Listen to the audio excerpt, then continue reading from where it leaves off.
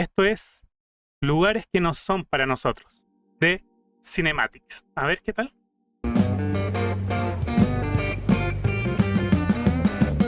¿Sabías que en Manhattan, Nueva York, hay aproximadamente 60.000 edificios? ¿Alguna vez te pusiste a pensar en lo que implica ese número?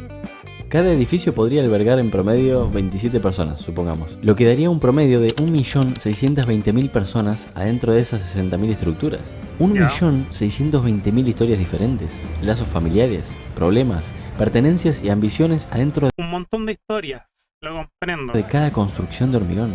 ¿Cuánta humanidad hay atrás de cada ventana iluminada? Desde 1 hasta 5 personas en promedio. 60.000 edificios con decenas de ventanas encendidas que esconden historias de vida. Creo que Nueva York nunca estuvo apagado de noche. Nunca una única ventana brillando sin compañía. Tengo un caso curioso para mencionarte.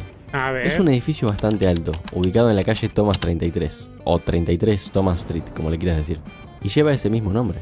Es un edificio más para los residentes que pasan cerca, uno ignorado, uno al que no le prestan atención.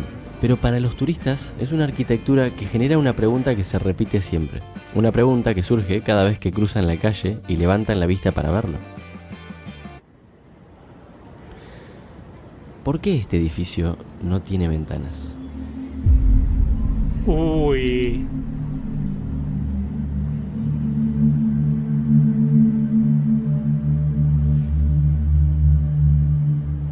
Curioso, la verdad.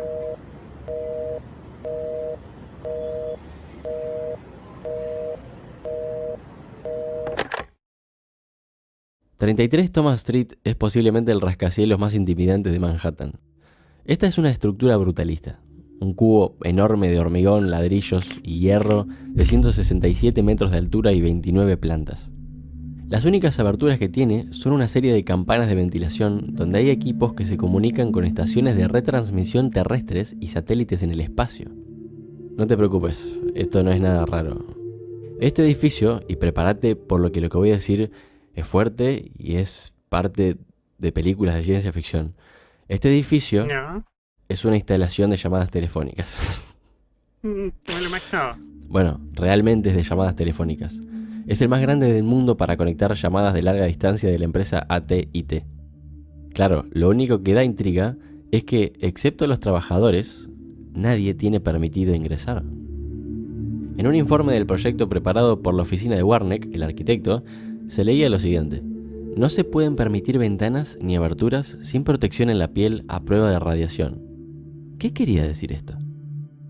¿Y por qué da tantas ganas de hacer un rinraje ahí? Más inquietante aún, no tardé más de 5 minutos en querer responder a una duda mientras leía sobre este edificio. La duda más potente que me surgió después de que vi decenas de imágenes y videos mostrándolo desde afuera.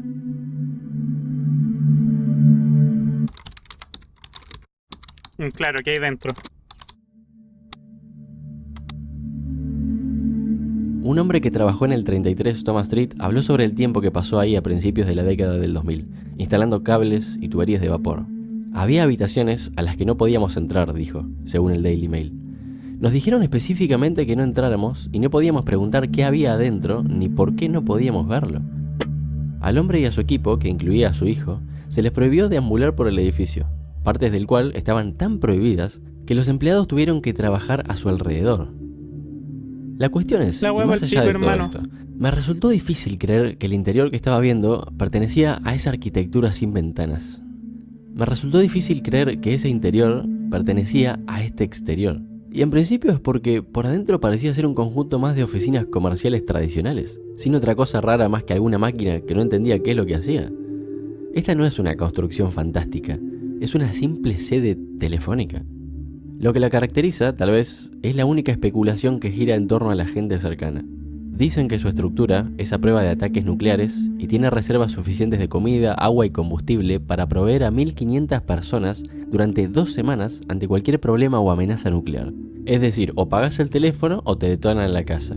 Este lugar inspiró a piezas de ficción como Control, el juego de Remedy, The X-Files en el episodio This, Anon, la película de 2018, entre otras teorías conspirativas que daban vueltas por ahí. Pero el edificio 33 Thomas Street, aún con todo esto, me hace sentir raro con solo verlo. ¿Incómodo? ¿Será simplemente por la ausencia de ventanas o por la falta de iluminación de noche? pero esa sensación no se despega de mí cada vez que veo sus fotos. Es que desentona. Déjame hacerte una pregunta, solo una pregunta. ¿Alguna vez sentiste algo relacionado al lugar donde estabas? Sin importar con quién ni qué estabas haciendo. Pensá solo en el lugar. Porque la filosofía, la geografía y la psicología estudiaron desde hace tiempo la importancia del lugar en la experiencia humana. El lugar en el que vivimos está relacionado con nuestra identidad personal porque gran parte de lo que somos depende de él y de las experiencias que tuvimos ahí. Pero, ¿qué sucede cuando el espacio físico, en lugar de crear sentimientos de comodidad y seguridad, Pero de incomodidad. crea sentimientos de desorientación y temor? Qué bueno ocupado este segmento. Al principio de Night Sea, el juego de 2014, la protagonista es perseguida por una entidad artificial, indescifrable. Y durante todo el resto del juego, a pesar de que ese frenetismo se pausa y las persecuciones desaparecen, todavía es posible sentir el peligro. El entorno es oscuro, no tiene textura ni color. Las paredes son enormes y tienen altura de no sé cuántos metros, kilómetros a veces. La arquitectura no tiene coherencia y se siente fría, cruda y abstracta. Y si los caminos te confunden, precisamente sea porque no hay ningún camino. Técnicamente, al ser un juego lineal, sí lo hay, pero el mundo de Night Sea parece buscar todo lo opuesto a orientarte, a hacerte sentir cómodo. Perdido. Hay un momento específico donde aparece un cartel que dice yendo hacia abajo, y apenas después de pasar por un pasillo con luz tenue, ves esto.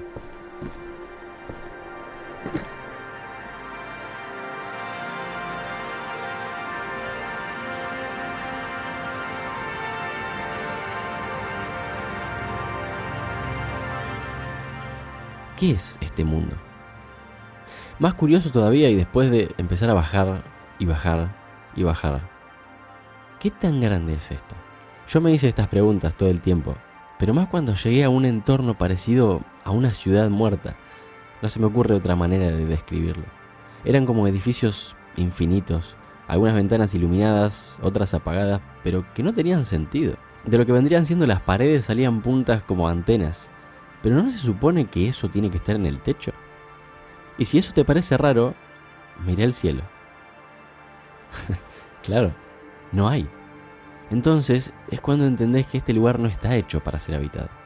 Las escaleras dan hacia sitios inútiles muchas veces. La mayoría de las puertas están selladas. Y la conexión entre un punto y otro del mapa no tiene un camino establecido. La mayor parte del tiempo estás saltando de un bloque a otro, apretando los dientes para que la poca luz que llega desde algún lugar te deje ver a dónde vas a dar el próximo paso y no caerte al vacío. Porque Extraño. el entorno de Night Sea no fue pensado para que estés ahí, pero ahí estás. Y me marea.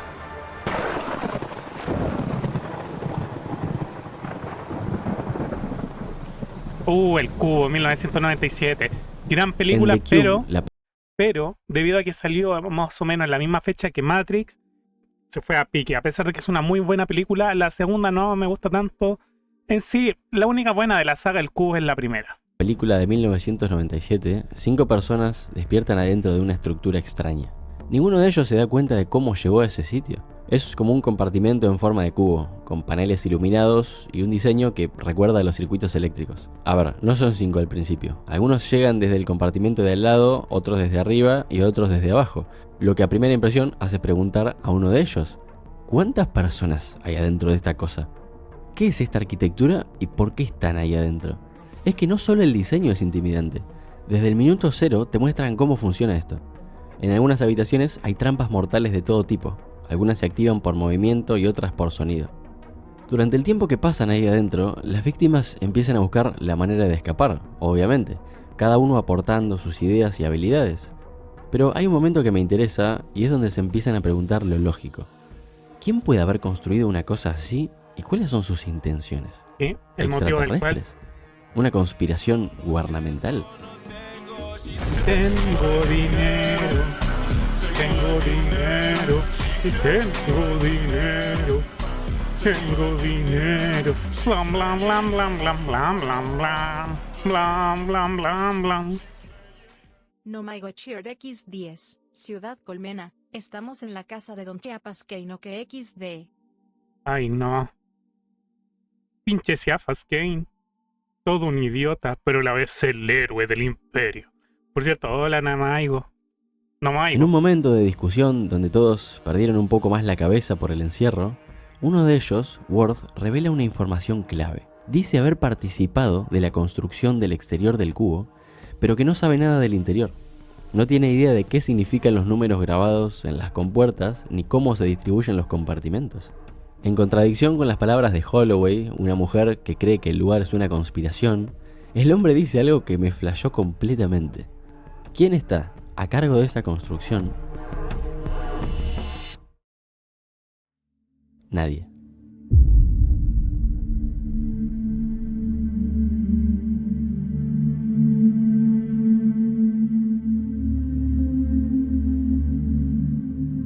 Es simplemente un error de un plan maestro que se salió de control. A diferencia de lo que supusieron en un inicio, acá nadie los está observando. Dice que el cubo es un accidente, un proyecto público perpetuamente olvidado. We're both part of the system. I drew a box, you walk a beat. El discurso de Worth es aterrador de verdad. Esto no es Lovecraftiano ni nada por el estilo, pero el cubo funciona casi como si fuera una entidad cósmica, una entidad que pareciera tener vida propia. Y fíjense qué curioso, todos los personajes empiezan con el arquetipo esperado. El policía héroe, el médico racional, la joven indefensa, el Y luego van cambiando sus papeles a lo perdedor que avanza. amante del porno y el tipo con problemas mentales. Y con el transcurso del tiempo, todos destapan su verdadera cara. El policía es un psicópata, el médico es un teórico de la conspiración irracional, la joven es la que los ayuda a progresar, el perdedor es el héroe y el tipo con problemas mentales es un genio. ¿Tanto poder puede tener una estructura así? El cubo es una película superficial a primera vista, pero más allá de si sea o no una metáfora sobre un sistema o la sociedad, la arquitectura es perfecta para vencerte psicológicamente. Es una estructura cruel, una construcción antihumana que funciona por sí misma. Más aterrador aún, si lo querés pensar, una arquitectura que puede hacerte enloquecer hasta sacar tu peor versión. No todo espacio tiene que tener un diseño raro para sentirse cruel, ¿no?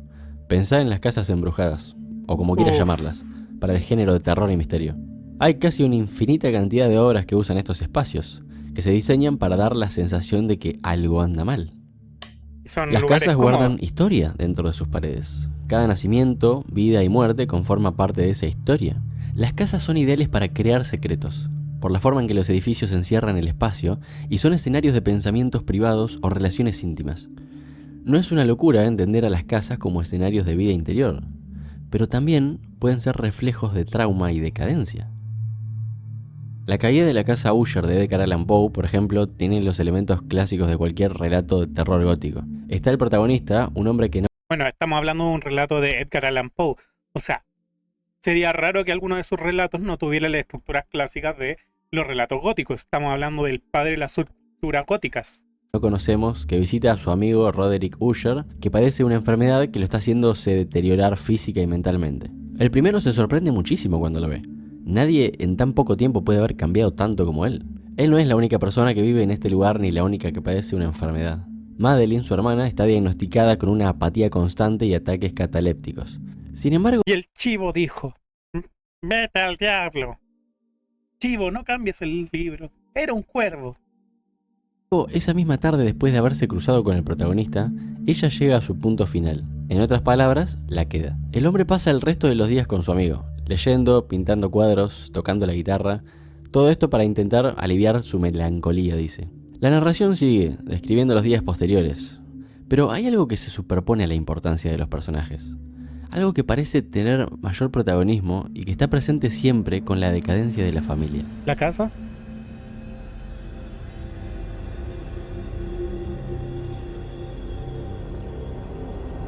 La casa. Les dije. Ya desde el principio, apenas el protagonista llega y la ve desde lejos, lo deja claro. Cuando la mira por primera vez, explica que un sentimiento de melancolía y tristeza insoportable lo invade. Miré el escenario que tenía delante, la casa y el sencillo paisaje del dominio, las paredes desnudas, las ventanas como ojos vacíos, los ralos y siniestros juncos, y los escasos troncos de árboles secos, con una fuerte depresión de ánimo. Era una frialdad, un abatimiento, un malestar del corazón, Una irremediable tristeza mental que ningún acicate de la imaginación podía desviar hacia forma alguna de lo sublime. ¿Qué pregunta te genera esto? Seguramente la misma que la mía. ¿Qué mierda significa acicate? ¿Qué Sí. era? Me detuve a pensar. ¿Qué era lo que me desalentaba en la contemplación de la casa Usher? A ver, no la vivamos tanto. La caída de la casa Usher no me sorprendió realmente. Es igual a cualquier descripción de una casa del género gótico que imaginé. Pasillos oscuros y confusos. Lo que me pasa es que estaba ocupando libros y novelas del padre de la mayoría de estos relatos góticos, que todos han empezado a ocupar sus mismos como conceptos para los relatos, para decir, no me sorprende, es una descripción clásica. Claro, porque ese es el clásico, ese es como el arquetipo de donde sacaron la gran mayoría de muchas cosas. Es como que dijeran, oh, leí un libro de una novela de Edgar Allan Poe y no me sorprendió sus descripciones. Fue lo clásico visto en temas de dioses dimensionales. Es como, güey, estamos hablando del padre de todo el tema Lovecraftiano y Cthulhu y eso, es como... duh. Suelos de negro ébano, tapices anticuados en las paredes, habitaciones amplias y altas, con ventanas puntiagudas que quedan a tanta distancia del suelo, dice el narrador, que salir desde adentro es imposible. Los muebles son incómodos, anticuados y se caen a pedazos, y hay libros e instrumentos musicales en desorden. Está bien, la casa Usher no me sorprendió, pero es de las pocas que me dejó una sensación amarga. Un sentimiento al que vuelvo siempre cuando me sumerjo en sus párrafos. Explícalo de la manera que quieras, pero si tuviera que entrar, no me sentiría bienvenido ahí adentro. Ya, esa sensación la entiendo claramente. En un artículo escrito por Francis McAndrew, él menciona algunos estudios donde las personas decían qué cosas le resultaban espeluznantes de otras personas, y planteó la conjetura de que quizás algunos espacios resulten intimidantes por los mismos motivos, y uno de ellos es la información ambigua que hace que no quede claro si el lugar representa una amenaza o no. Las casas embrujadas son un escenario de terror de larga tradición, y no es solo en la ficción donde intentan asustarnos. Escenarios de la realidad pueden llegar a incomodarnos. La casa de mi abuela no está embrujada, por ejemplo, pero es un poco incómodo que ella siempre convulsione cuando rezamos para cenar. Hay espacios que nos intimidan no porque supongan una amenaza clara para nosotros, sino porque no está claro si son una amenaza o no.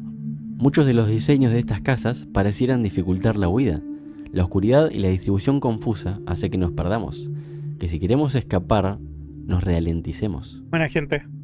Los lugares crueles para mí son aquellos que no se sienten diseñados para nosotros, aquellos que nos incomodan, que nos dan ganas de escapar o que nos confunden. Mira, este no es el manga donde solo quedan algunos robots y están buscando no sé qué cosa. Bueno, que es súper triste. No sé describirlo exactamente. Son espacios que se sienten con vida, Creo que Leo hizo un short sobre ese manga. pero sobre todo que te hacen pensar que si se te ocurriera entrar, no serías bien recibido ahí adentro.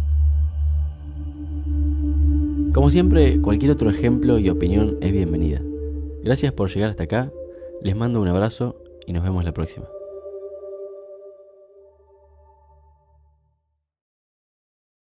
Estuvo interesante, por decirlo menos.